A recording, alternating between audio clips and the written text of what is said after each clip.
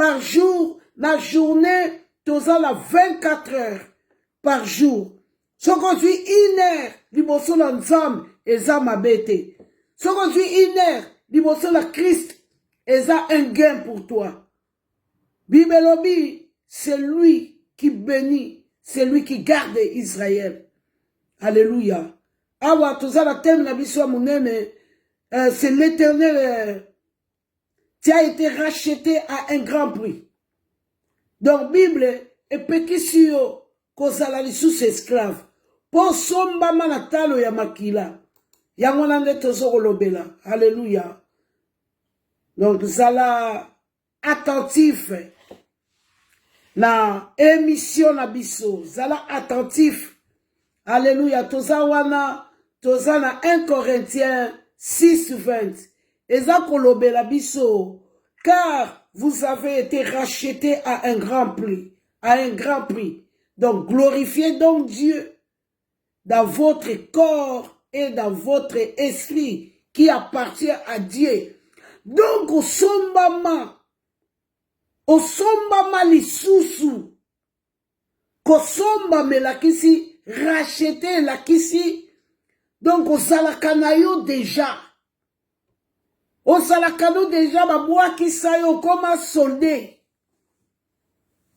Au monaka mutu moko désespéré. O monaka mutu moko lobi a pointé yo kete ngala ngina somba kako wana eloko etula wana na ngina somba kaka eloko wana batu balingaka te me ngala lingiango na ngina somba eloko batu babwakisa me ngala sepeli nango.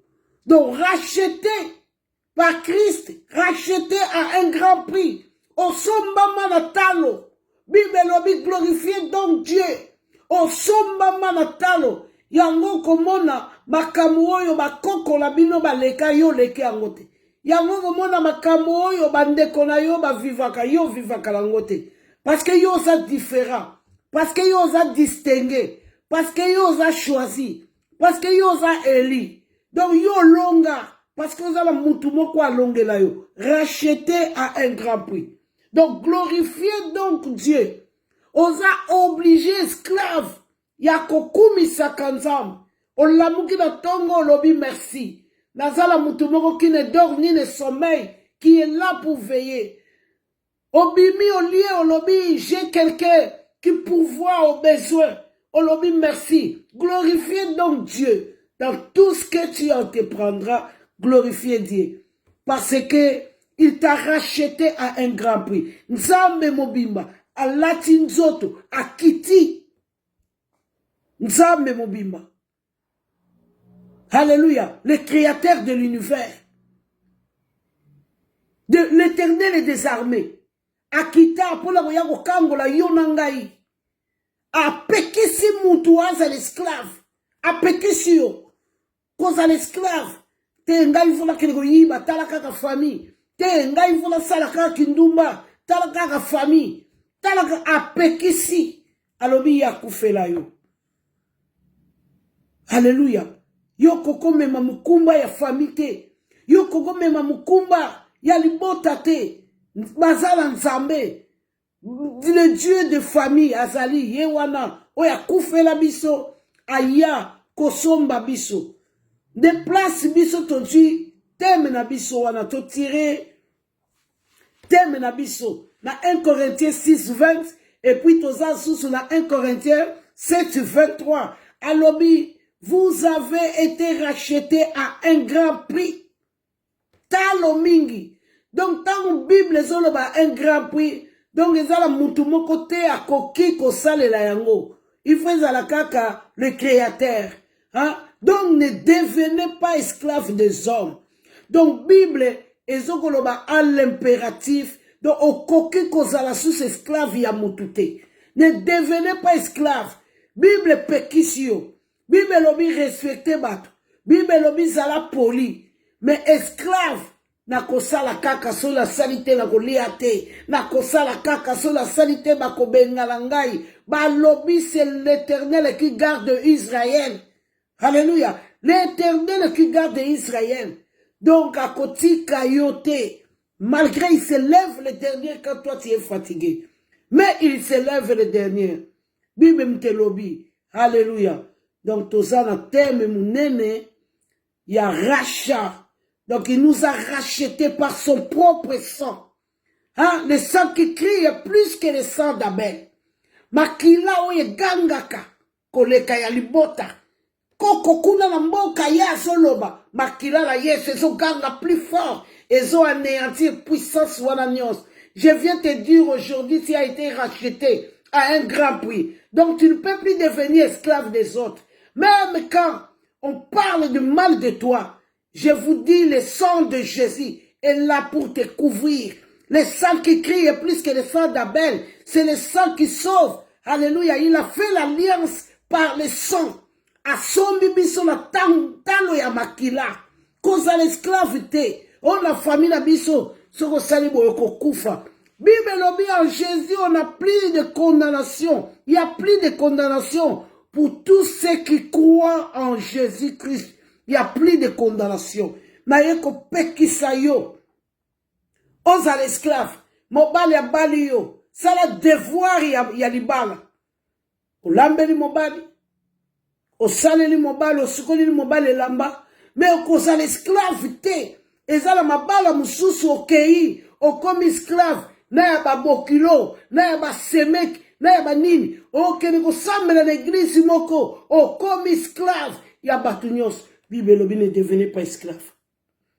Bible pekisio. N'oublions pas que nous avons un Dieu très jaloux. Donc, ce qu'on tangi, histoire, il y a un Dieu jaloux. Au comment on a les 10 fléaux. Oh, il y a Salaki, na Égypte. Ba lobby, à cause, il y a peuple na yé, na 4 esclavage. Nzambe, a tindi 10 fléaux. Donc, Nzambe a sali éternel et désarmé. Ne touchez pas aux enfants de Dieu. Ne touchez pas. Balobi Pierre en prison a libéré Ange. C'est l'Éternel des armées qui nous garde. Balobi, il est là pour veiller. Balobi, il est là. Il donne du pain aux affamés. Donc Balobi, il guérit les malades. Balobi, c'est un Dieu de miracle. Donc tant yo so claqué doigt na yo.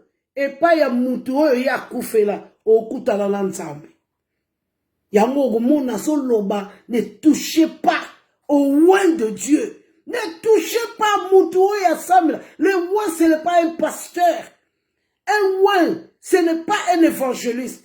Un oin, c'est quelqu'un qui s'est donné à Dieu, qui commence à marcher selon les principes de Dieu.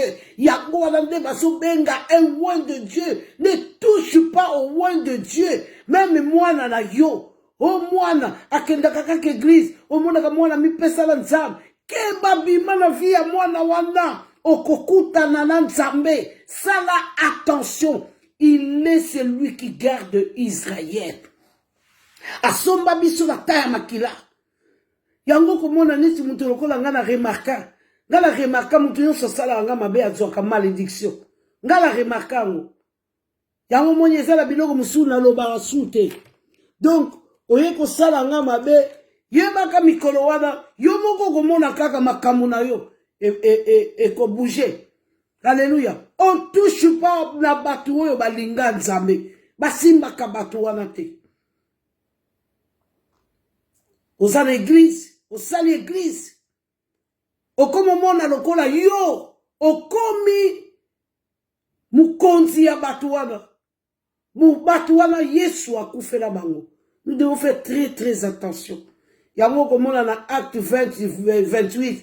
Azoloba, prenez donc garde à vous-même et à tous les troupeaux sur lesquels le Saint-Esprit vous a établi évêque. Donc c'est à cause des troupeaux que toi tu es établi évêque. Sans les troupeaux, il n'y a pas l'évêque. Sans les troupeaux, il n'y a pas l'église. Donc faites attention pour les troupeaux qu'on t'a établi évêque. Alléluia. Pour peindre l'église du Seigneur. L'église, c'est l'église du Seigneur. Yango mona mutu moka zaki la grande église, lobi église kangama. O mona mutu moka zaki la grande église ba fidèle, ba kenda. Parce que na Ézéchiel 37 à lobi, il est le bon berger. Soko sakani akobotola ba brebis na ye moko akopendre bango. Donc il faut pas prendre en esclave, en otage peuple de Dieu. Ça là, attention, attention, akoufela batunaye. Donc awa na 1 Corinthiens 7:23 tozomona ezako expliquer biso na ba langage belé. Vous avez été rachetés à un grand prix. Ne devenez pas esclaves des hommes. Awa balobi sou na côté mususu, na version mususu, vous avez été rachetés à un grand prix. Ne devenez pas esclaves des hommes. Awa na verset mususu balobi, Dieu a payé un prix élevé pour vous. Alors, ne vous laissez pas asservir par les mondes. Côté mususu vous tous esclaves libres. Vous avez tous été autrefois tenus en otage dans une société pécheresse. Mais ce n'est plus le cas. Bakoluka yo place bakanga kiyo bakomono lisute. Et si ka bakondana kiyo bakoluko bakomono lisute. Parce que tu as été racheté à un grand prix. Alléluia. Donc, talo ya makila. Bible lobi. Nous sommes sauvés par le sang de Jésus. Il a coulé son sang. Le sang qui a été versé à Golgotha. C'est ce sang-là qui crie plus que le sang d'Abel. Balobi soki makila ya Abel et kokai kogang. Ya Jésus-Christ et gangaka. Plus fort. Donc là où on te réclame là. Maintenant là. Donc c'est le sang de Jésus qui est en train de crier. Parce que asomba yo na talo ya makila, apesa rançon, afuta nyongo we banayi ko condamné yo, ona libota la biso bato akufa la cancer, afuta nyongo, apesa makila oye somba batu na ye. Alléluia. Tu es racheté par le sang de Jésus, par le sang de l'agneau. Donc, on peut demeurer les sous-esclaves ya batute. On peut demeurer les sous-esclaves ya masumute. On peut demeurer les sous-esclaves ya mokilité. Tu as été racheté à un grand prix. Donc, ne devenez plus esclave. Bimezo pekisayo. Ozala esclave. Kozala les sous-esclaves étaient. Alléluia. À la posa. On reconnaître mon sambe na ye. Alobina Moïse va dire à Pharaon de libérer mon peuple afin qu'il aille m'adorer dans le désert. Donc dans le désert, c'est-à-dire que le commissaire à part, à la maison, à la mise à part. Alléluia. Alobi pour la bateau, il faut la libérer. Donc Dieu nous a libérés de tout ce qui nous condamnait. Pour quand katoko ka okumisa alobi, adore-la. Alléluia. Nous devons l'adorer dans tout ce qu'il fait pour nous. Alléluia. Le moment où ils allaient battre belé, basala l'hôpital, ils allaient battre belé, hôpital et ama bête toi battre tobelak. Mais ils allaient battre belé, basala bakamo sorotali. Yo moko banjo kumisa nzambe na malembe nyonso. Il mérite d'être élevé, adoré. Il nous a achetés à un grand prix. Surtout biso babantu, parents na biso bayeba kanzambete, parents na biso bazala ko mono boti mwana no bo banzo sukole na mukuwa ya makako, o banzo latseba singa, o banzo mukuwa ya gorille, pour mwana na ngazala makasi. Nous avons fait n'importe quoi. Donc glorifions donc Dieu. Il nous a rachetés à sopa makila pour yokangwama. Nous sommes sauvés en travers le sang. Alléluia. Basomba bisona makila. Alobi condamnation nyonso na Esaïe 44, 22. Alobi, j'efface tes transgressions comme un nuage et tes péchés comme une nuée. Reviens à moi, car je t'ai racheté. Donc, Nzambe alobi a effacé nyonso ya yo, nyonso. On a famille na biso batu bazwaka diplôme te. Na Yesu bana no bakozwa. Na Yesu bana na yo bakokoma oyo famille ekoma te. Na Yesu bana na yo bakokoma bato important parce que il a coulé son sang. Oza mutu oyo baracheta yo. Alléluia. Baracheta yo. Quand on parle de rachat, donc la kisi eloko moko oyo etula tamusu na magasin. Donc yo lobi atikaka la soma. Donc les eloko moko ou basomba yango déjà mais basomba yango penza malamu te. Aye lisusu ko somba. Donc c'est rachat, c'est racheter une deuxième fois. Basomba yo déjà, o existaka déjà. Babota yo, o meka nyoso, mais o kokate. Denga lobaki na Pierre. Pierre alobi, nous avons péché toute la nuit. Nous avons rien péché. Nous avons rien trouvé. Mais Seigneur alobi, oh, mais par ma parole, tu vas jeter maintenant le filet. Pierre alobi, Boutou mobimba suite, parce qu'il est parti avec ses forces à Salinios, na makasi na ye, na makanisi na ye. Mais il y a eu le sauveur. Alobi, non, non, non, non, non. Tu dois rentrer en profondeur. Pour boire qu'à filer, pour coca-cola. Alobi, ça, moi, vous ne pouvez rien. Parce que yim ta somba biso, na makila ya talo. Tu as été racheté à un grand prix. Il te défend de ne plus être esclave des hommes. Alléluia. Son la salibo était libota langaboy. Son la salibo était libota langaboy. Après, okene li felo libota la yo. Et kena lola. Yo zo salagaga masunu. Bande kono nyosu bakome ko sambe. Yo kaka. Te ngansuki na salibo ete libote kulia te. So na ke yiba te libota. Bana ba okufanza. Bana basi ba yeba Yesu. Yo tika la kaka. Na distraction. Ya moyibi. Ya ni. Non. Tu as été racheté à un grand prix. Ne devenez plus esclave des hommes ou de ce monde. La Bible te défend de ne plus être esclave. Donc, quoi kangama na Yesu.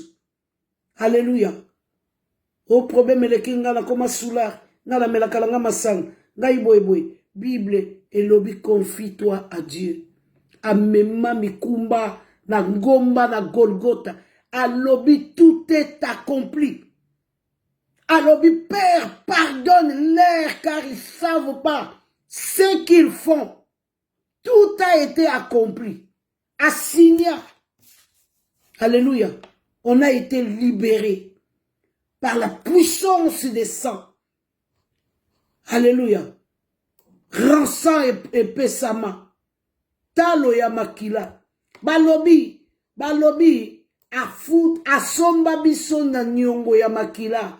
Hébreux 9 à 12. Balobi, il est entré une fois pour tous dans les sentiers en répandant, non par le sang de boue et de jeunes taureaux. Car il y a là qu'il faut makila un tabac. Mais Balobi, cette fois-ci, une fois, pas deux fois. Balobi, une fois, pas deux fois. De cette manière, il a obtenu une libération définitive. Donc, et s'il y a somba yo, soba Congo, bazalaki na modèle na bango, yako kwa isa mutu nyonso balingi, yako boma mutu nyonso balingi, mbala oyo, Christ alobi ye mutu akoma mokonzi na yo. Il t'a racheté à un grand prix. Apekisi yo koza l'esclave. Apekisi yo koza la sima ya batu. Alléluia. Mukolo mususu, la famille, maman Angèle, oya le kakape na Facebook. Na midi. Abenginga. Alors, ayebinga te amonanga na mute. Nzamba tinye luka mamano banangola na YouTube. Nzamba lobi alembi ko mono sima ya batu. Nzamba na besoin ya mona kaka ayomo ko liboso. Donc quel message? Nzamba lingi to la sima ya batu te. Okoko za la sima ya mutu oui. Mais esclave te nzamba pekisi. Sois libre pour adorer Dieu. Ayebaki que l'esclavage, peuple na ye ko loué était, ko adoré était. Yango moni, atindi, Moïse, alobi kende koloba na Pharaon, atika libota langai, libote ko demeurer esclavage te, na esclavage, libota langai, eko kumisa ngai te. Alléluia. Okoma kotia ba souci. Place ya Yesu ezate. Longola esclavage, Yesu akufela yo. Alobi a porté tout ce qui te pèse en bas de la croix, afin qu'il te donne ce qui est léger, le Saint-Esprit. Longola souci. C'est l'Éternel qui guérit. Malade ezotungisa yo. Pasi yo yelembisi yo wana. Il est le Dieu qui pourvoit. Alléluia. Longola souci. C'est dans la paix que nous pourrons servir Dieu. Et c'est dans la paix que nous pourrons l'adorer. Longola, oyo, traka. Longola yango. Bana balembisi yo. Nandaku. Kende kokaba bango na Yesu. Offrir bango na Nzambe. Alobi, sans moi, vous ne pouvez rien. Parce que ayebi que tozala ki batu mukala. Bateka biso. Ayebi que ya somba biso. Yango komona, sans moi, vous ne pouvez rien. Donc, sans l'Éternel, tu ne peux rien. Bible, si l'Éternel me bâtit, toi, tu bâtis en vain.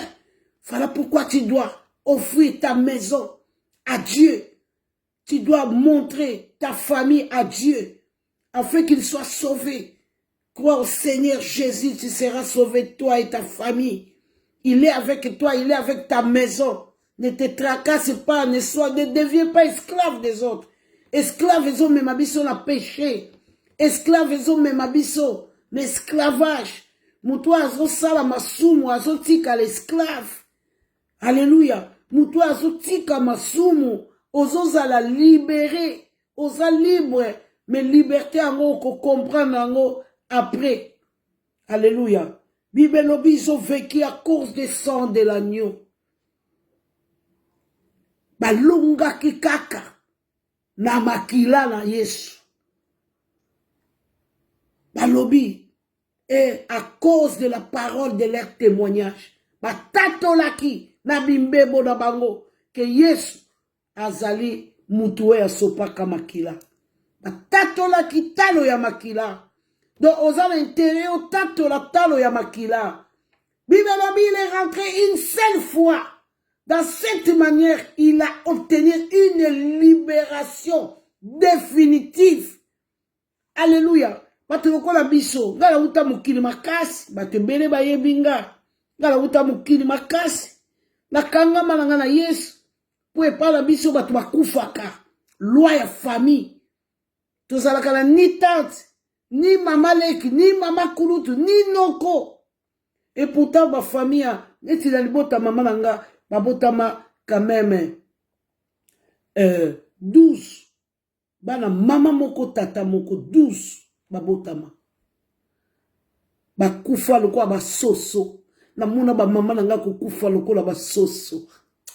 Na linga ki mokili mingi. Tellement nazalaki mwana malamu. Nzambe aboyi na kufa. Nzambe akufela batu. Batu babanjo lota ngai. Ke la kufi. Nzambe banjo lobalanga. Banana ya na nzambe. Na bombama. Na seya makila. Cette loi-là est kangangaïté. Parce que le sang de Jésus-Christ est plus fort. La loi qui condamnait ma famille. Et quoi ya? Et ça l'a brisé. Parce qu'on a eu quelqu'un qui nous a rachetés par son sang. Condamnation nini ezotungisa yo. Nani a condamné yo? On est la kakak. Nani a condamné yo? Bana batelengana. On a famille na ba famille na besusu. Bateka ba gêne. Nani a condamné yo? Viens à Jésus, tu seras sauvé toi et ta famille. Jésus-Christ t'attend. Il est à la porte. Apocalypse 3:10.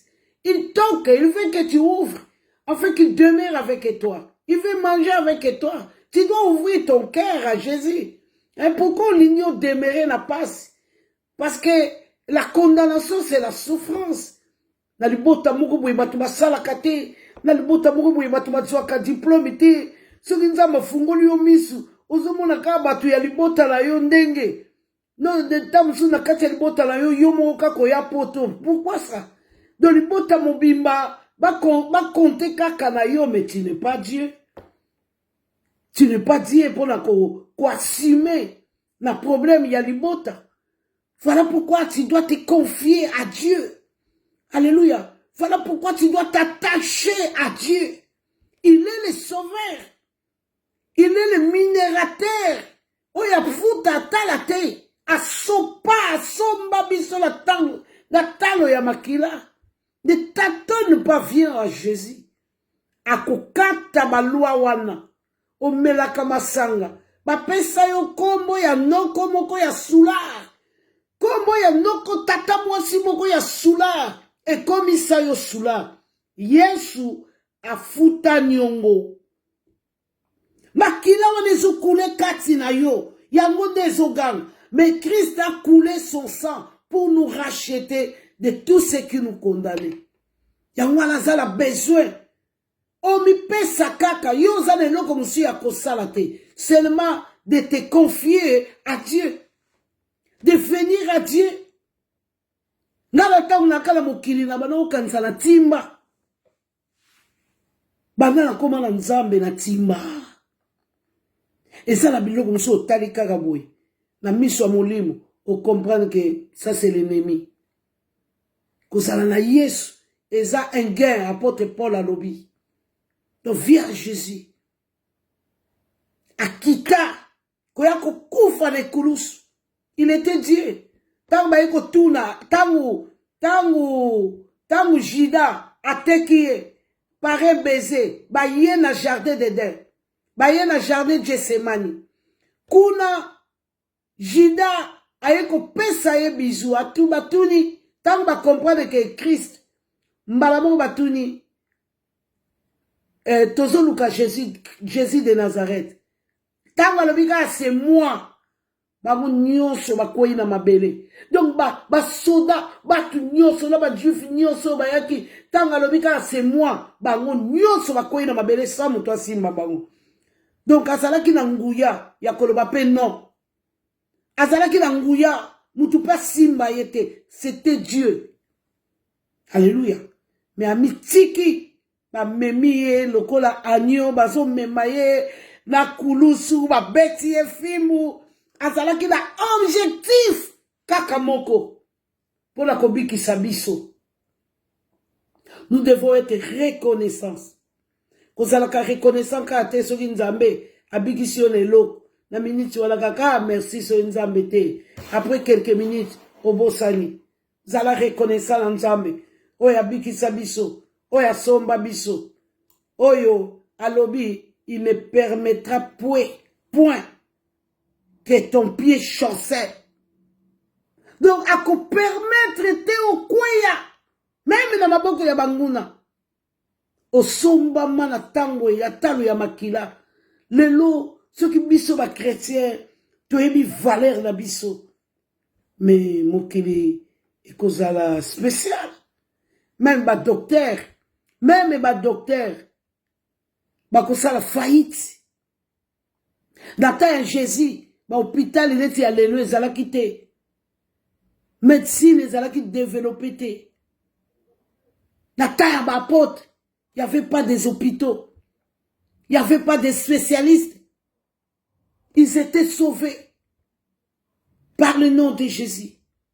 Comme voyez ce Mikisak, comme voyez ce Kangola. Balobi, c'est le nom qui est au-dessus de tout nom. Il est au-dessus des cancers. Il est au-dessus des sida.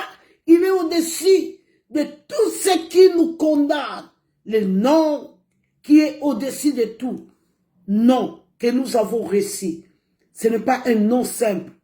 Ce n'est pas un nom ya tatamwasi.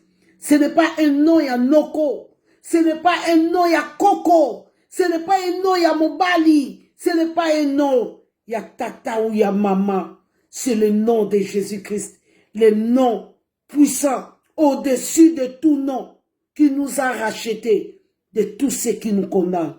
Kebala komboana et yakaka apwe biki sabiso.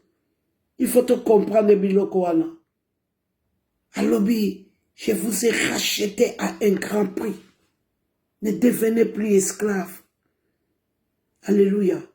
Na famille na biso ya la kaboye, famille na biso ya galankodia. So nga na boyi kodia lelo, famille rotelengana. ozali nzambe, tu n'es pas Dieu. Tu n'es pas Dieu. Basungaka nzambe te.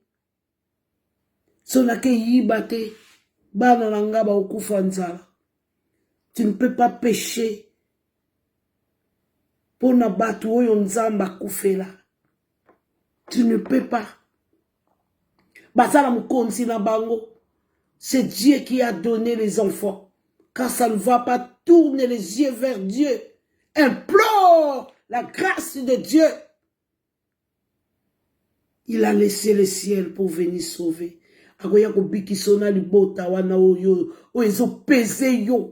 Il est capable à tout. Alléluia. Nzamba za capable ya kobikisa kokangola libota na yo.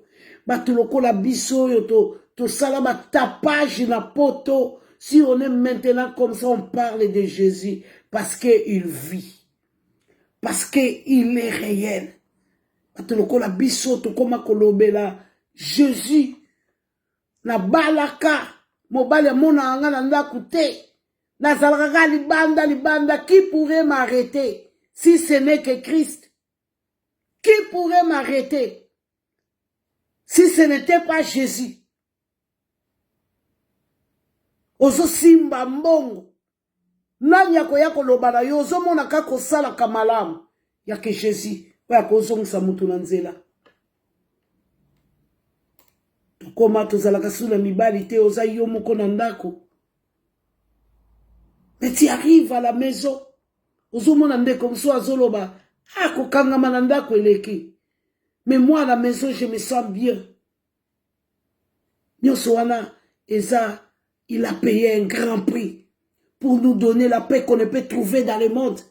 Jésus-Christ a payé un grand prix pour te donner la vie, pour épargner tous les dangers de ta famille. Tous la loi ya makila ya famille ezako ko kangabiso. Loi ya makila ya famille, ADN ya famille. Moutako longola ngoka Jésus. ADN. Tu as le ADN de ta famille. Libota wana batu balakaka basoba. Ya ki Jésus qui peut venir donner l'intelligence. Libota wana basalaka bateka yango. Tu as été racheté à un grand prix. Alors je viens te défendre de ne plus être esclave. Moutou ya kanisi ke po yo vivre bien zaye. Yana batulusu balobaka ngam na sala ye. Tu dois retirer tes paroles.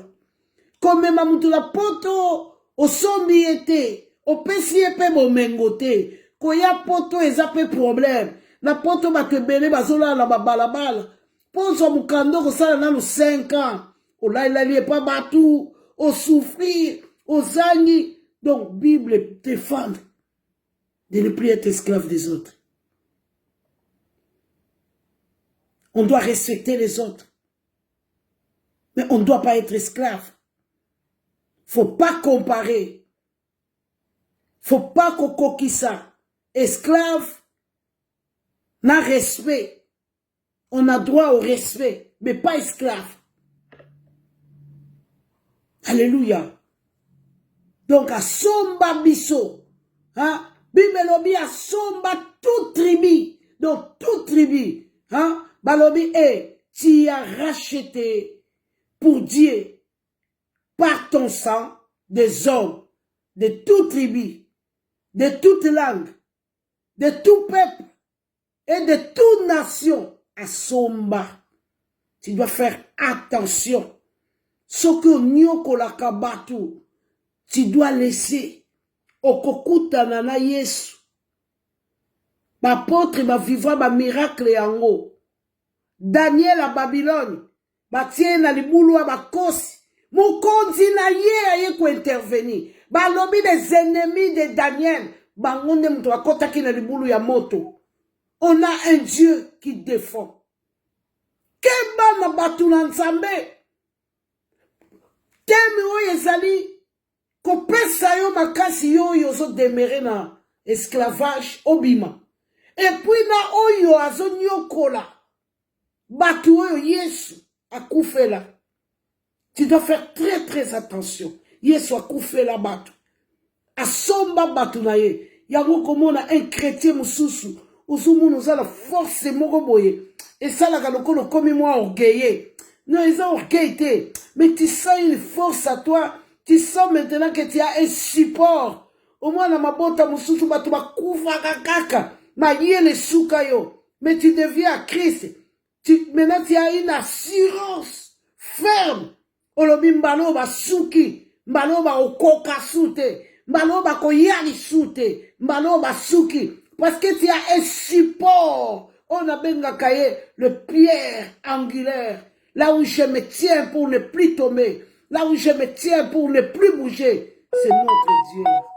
Ça l'attention. Akoufe la batunaye. Nzambe oyo tozo lobela. Il a payé un grand prix.